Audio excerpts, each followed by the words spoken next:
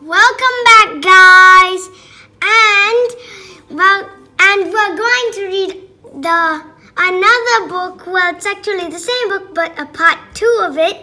And can you remember what the book was called? Let me think. Yes, now I remember. We read Fantastic Mr. Fox. Yes, Fantastic Mr. Fox. Yes. Illustrated by Quentin Blake. What? We finished chapter 3, and now we're on to chapter 4, and I asked Bean. What was it called again? The Terrible Shovels. That's right, the Terrible Shovels. Okay, let's start.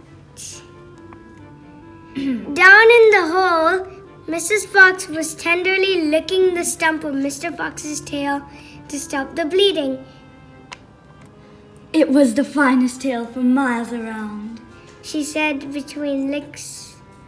It hurts, said Mr. Fox. I know it does, sweetheart, but it will soon get better, and it will grow again. Dad, wait. That was good. Okay. And it will soon grow again, Dad, said one of the small foxes. It will never grow again. I shall be tailless for the rest of my life. He looked very glum. Okay, here are the small foxes, right? 1, 2, 3, 4. And this four. is Mrs. Fox, right? Yeah. Wait, This these is are his hands, right? These are his coattails. These are his feet. That's the stump of his tail. Wait, his tail, the whole thing fell out? Yep. I thought it was just the fur of it, because back in this page it was just a tiny weeny string. That's the whole tail. So I guess some fur got plucked off or something. There was no food for the foxes that night, and soon the children dozed off. Then Mrs. Fox dozed off. But Mr. Fox couldn't sleep because of the pain in the stump of his tail. Well, he thought, I suppose I'm lucky to be alive at all. And now they've found our hole. We're going to have to move out as soon as possible. We'll never get any peace if we... What was that? He turned his head sharply and listened. The noise he heard now was the most frightening noise a fox can ever hear. The scraping of shovels digging into the soil. Wake up! He shouted. They're digging us out!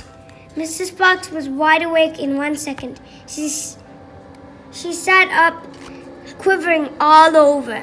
Are you sure that's it? She whispered. I'm positive. Listen. They'll kill my children, cried Mrs. Fox. Never, said Mr. Fox. but darling, they will. You know they will. Scrunch, scrunch, scrunch went the shovels above their heads. Small stones and bits of earth began falling from the roof of the tunnel. How'll they kill us, Mummy? Asked one of the small foxes. His round black eyes were huge with fright. Will there be dogs? He asked. Mrs. Fox began to cry. She gathered her 4 children close to her and held them tight. Suddenly, there was an especially loud crunch above their heads, and the sharp end of a shovel came right through the ceiling. The sight of this, that's the end of the page. Okay, here's the picture. Yeah. Okay, here are the children, right? Wait, it said she held her 4 children. Yeah, close to maybe her. she let go to see what was happening here, which is the shovel poking through the roof of their house. This is a shovel. Yeah, this is the tip of the shovel. And these are the rocks and stuff falling down from the seat. Is that a couch in the house? Wait, she has a dress. He has a coat. They all are wearing something. I didn't even notice the couch. Yeah, I remember it was the sight of this awful thing seemed to have an electric effect upon Mr. Fox. He jumped up and shouted, "I've got it! Come on! There's not a moment to lose! Why didn't I think of it before?" "Think of what, Dad?" "A fox can dig quicker than a man," shouted Mr. Fox, beginning to dig. "Nobody in the world can dig as quick as a fox."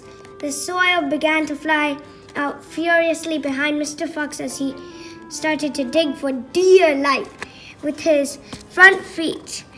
Mrs. Fox ran forward to help him. So did the 4 children. "Go downstairs!" Downwards. Downward? Oh, I'm thinking of them living in a house. "Go downwards!" ordered Mr. Fox. "We've got to go deep as we possibly can." The tunnel began to grow longer and longer. It sloped steeply downward. Deeper and deeper below the surface of the ground it went. The mother and the father and all 4 of the children were digging together. Their front legs were moving so fast you couldn't see them, and gradually the scrunching and scraping of the shovels became fainter and fainter. After about an hour, Mr. Fox stopped digging. "Hold it!" he said. They all stopped. They turned and looked back up. The long tunnel they had just dug. All was quiet. "Phew," said Mr. Fox. "I think we've done it. They'll never get as deep as this. Well done, everyone." They're digging. Yeah, in this picture. Wait, is this Mr. Fox's tail or his bum? This is his bottom. This is his coattails. Okay. What's with this guy's tail?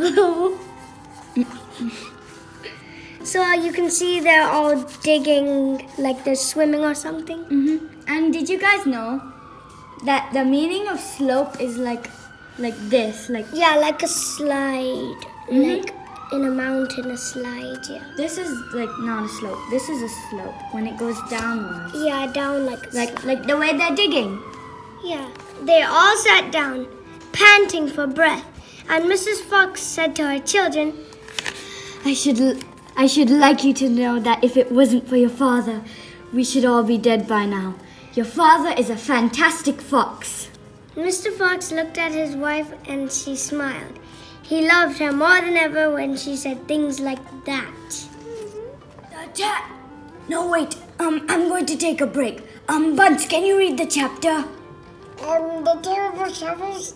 No, La. It's the terrible tractors. What are you thinking? Yeah, I don't have your brain. Okay.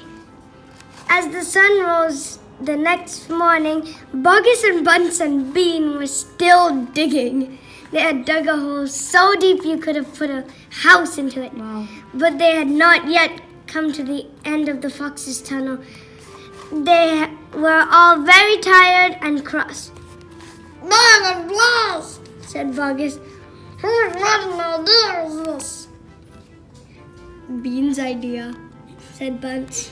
Buggis and Bunce both stared at Bean. Bean took another swig of cider, then put the flask back into his pocket without offering it to the others. Listen, He said angrily, I want that fox. I'm going to get that fox. I'm not giving in until I've strung him up over the front of my porch, dead as a dumpling. "We can't get him by digging, that's for sure," said the fat Buggis. "I've had enough of digging." Bunce, the little pot-bellied dwarf, looked up at Bean and said, Have you got any more silly ideas then? What? I can't hear you. Bean never took a bath. He never even washed. As a result, his ear holes were clogged with all kinds of muck and wax and bits of chewing gum and dead flies and stuff like that. This made him deaf. Speak louder, He said to Bunce, and Bunce shouted back, Got any more silly ideas? Ideas. Yeah, ideas. Yeah. Anyway, I said degrees, not Degrees. Yeah, I said degrees. This is the picture. Yeah. There's more disgusting stuff coming out of his ears. There's a heart coming out of his ear. I don't know. I think that's a dead fly. Okay, I remember here. Bean rubbed the back of his neck with a dirty finger. He had a boil coming there and That's it itched. disgusting. What we need on this job, He said, is machines. Mechanical shovels. We'll have him out in 5 minutes with mechanical shovels. this was a pretty good idea and the other two had to admit it. All right then. No, it's my line. All right then. No. No, it's my line. Oh, I forgot my own name. Sorry. Go. All right then. Bean said, taking charge. Buggers, you stay here and see the fox doesn't escape. Bunce and I will go and fetch our machinery. If he tries to get out, shoot him quick. The long, thin Bean walked away. Oh, in my head I picture a Bean walking away. The tiny Bunce trotted after him. The fat bugger stayed where he was with his gun pointing at the foxhole. I bet. Yeah, okay. Soon, two enormous caterpillar tractors with mechanical shovels on their front ends came clanking into the wood. Bean was driving one, Bunce the other. The machines were both black. They were murderous, brutal-looking monsters. Here we go then. Shouted Bean. Death to the fox! Shouted Bunce. The machines went to work, biting huge mouthfuls of soil out of the hill. The big tree under which Mr. Fox had dug his hole in the first place was toppled like a matchstick. On all sides, rocks were sent flying and trees were falling, and the noise was deafening. I'm pretty sure Beano is already used to it. Down in the tunnel, the foxes crouched, listening to the terrible clanging and banging overhead. Bang, bang, bang. What's happening, Dad? Cried the small foxes. What are they doing? Mr. Fox didn't know what was happening or what they were doing. It's an earthquake! Cried Mrs. Fox. Look, said one of the small foxes. Our tunnels got shorter. I can see daylight. They all looked round, and yes, the mouth of the tunnel was only a few feet away from them now. And in the circle of daylight beyond, they could see two huge black tractors almost on top of them. Tractors! Shouted Mr. Fox. And mechanical shovels! Mechanical shovels! Dig for your lives! Dig, dig, dig! Dig, dig, dig. Wait, if they're digging in the ground, why is this one holding grass? And it looks like mouths, you know? This is the tractor. This is the From the hill. I can tell. This is Bean and this is Bunce. Yeah. This is the guy. Let's go faster. Move faster. No, Why la? because we will be slow. I know Malay. So I'm saying apane. Cepat lagi. Cepat. The race. I mean, The race. See, I have the best voice for it. The race. Okay, covering the picture because it's a spoiler. Okay, you can only see that. Spoiler. Okay, now there began a desperate race. The machines against the foxes. In the beginning, the hill looked like this. Like this. pretty tall. Huh. This is Mr. Fox's tails. I mean, No, it's not. family's tails. It's not. How is there plants inside of the hill? It's on in front of it. Yeah, put your pretty hand here. Yes, to cover nice the hand. picture. After about an hour, as the machines bit away more and more soil from the hilltop, it looked like this. Wow. Wait, That look at got the- small. Look at See- the comparison. It's like taking a bite out of a cookie. Yeah, wait. What? What is this? This is the mouth of the tractor. Just took some soil. What happened to Bean? What happened to Bean? You can barely see Buns. Remember, Bogus is the fat one. The one who sounds like this. Buns is the one who sounds like this. The one who narrated the chapter with the nicest voice. Better than this guy's hand. Hey, I like my hand better. And then Bean sounds like this. Say hello. Hello, I'm Lord Voldemort. No. If you read Harry Potter and you watch the movie, you might sound like that. Before we start reading this, I have one short thing to say. I have one short thing before I say it. You see this picture here? Yeah. Once you think about it, there's barely a difference. This is a close-up view. This is a far view. Oh. See the size of the tractors? Alright, no wonder. Like I said before, sometimes the foxes would gain a little ground and the clanking noises would go fainter and fainter. And Mr. Fox would say, "We're going to make it. I'm sure we are." But then a few moments later, the machines would come back at them and the crunch of the mighty shovels would get louder and louder. Once the foxes actually saw the sharp metal edge of one of the shovels as it scraped up the earth just behind them. Scrape, scrape. Pretty hand, Patu? Yep. "Keep going, my darlings," panted Mr. Fox. "Don't give up." "Keep going," the fat Bogus shouted to Bunce and Bean. Well, he's very quiet. "We'll get him any moment now." Have you got sight of him yet? Bean called back. "Not yet," shouted Bogus. "I think you're close." "I'll pick him up with my bucket," shouted Bunce. "I'll chop him to pieces." But by lunchtime, the machines were still at it. That's so sad. And so were the poor foxes. The hill now looked like This. Remember the hill being up to here? See? Look at the difference. Okay, Wrong page.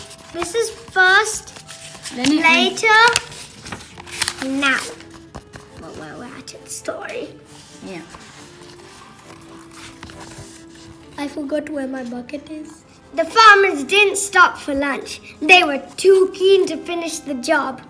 Well, Bean doesn't eat lunch. He can just take out his flask.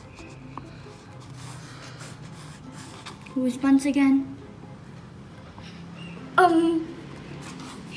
Hey there, Mr. Fox, cried Bunce, leaning out of his tractor. "We're coming to get you now." "You've had your last chicken," yelled Bogus. "You'll never come prowling around my farm again." Sorry if you don't understand him, you can read. A sort of madness had taken hold of the three men. The tall, skinny Bean and dwarfish pot-bellied Bunce were driving their machines like maniacs, racing the motors and making the shovels dig at a terrific speed. The fat Bogus was hopping about like a dervish. What's a dervish? I don't know. I know. We'll tell you the meaning of dervish after the story. Well, after this part. Yeah. And shouting, "Faster! Faster!" By 5 o'clock in the afternoon, this is what had happened to the hill. Okay. Poor hill. So you remember here, here, here, to this. Oh, wow. Is it possible to make the crane go like this? Yeah. Used to be like this. Oh. Okay. The hole the machines had dug was like the crater of a volcano. It was such an extraordinary sight that crowds of people came rushing out of the surrounding villages to have a look. They stood on the edge of the crater and stared down at Bogus and Bunce and Bean. Hey there, Bogus! What's going on? You must be mad. The people jeered and laughed. Boo! But this only made the three farmers more furious and more obstinate and more determined than ever not to give up until they had caught the fox. People. You guys just looking down and like, what are you guys doing? Wait. They're now on a cliff. It's not a hill anymore. If this is a girl, then this guy's holding this fat girl, very short girl, her ponytail. What? Okay, yeah, the mic. Okay. So, the meaning of dervish, from what I understand, is like dancing or twirling dervishes for what they do. It's like dancing. Something like la la la la. Like, Example of a dervish. Like a coin. You hold it like this. a dancing, twirling dervish. Yeah. It looks fat anyway. It's actually looking thin. Oh, so this can be Bogus, the fat guy, or Bean, the thin guy. No, you can take a pencil for Bean because in the book they described him As as thin as a pencil. exactly. Now we're done chapter 6. I forgot the name. And in the next episode we're going to read chapter 7. We'll never let him go. Never let him go. No, never let him Never go. let him go. I have a twin. If you didn't know that, I think. Done, and we're at chapter 7. And don't forget to like and subscribe. That's not the end of the book. It's more. Did you hear that, Mr. Fox? It's not over yet. We're not going home. We're not going home till we strung you up dead as a dingbat. Oh, this is our colors, by the way. Oh, This is Bean. This This is is- Bogus. And that's Buns. this is his face. Why is he a Maldivian coin? This is 1 rupiah. That's how you pronounce it. And the Maldives, where we're from. Reintroducing. Yeah, sorry for not introducing them. Mr. Fox and Mrs. Fox, the small foxes, but I don't know about it. Bogus, Bean, and Buns. Okay, My favorite characters. okay, guys, that's all for this video. Bye-bye. Yeah, we'll continue tomorrow. And okay, it's written here. We were at the race. No, we were at chapter 7. We'll never let him go. Yeah, we finished the race. See if you can remember it. We'll ask you in the next video. Maybe. Maybe. Bye. Bye. Bye. Bye. Bye. This is actually Bogus in disguise. Buns. This is Bogus in disguise.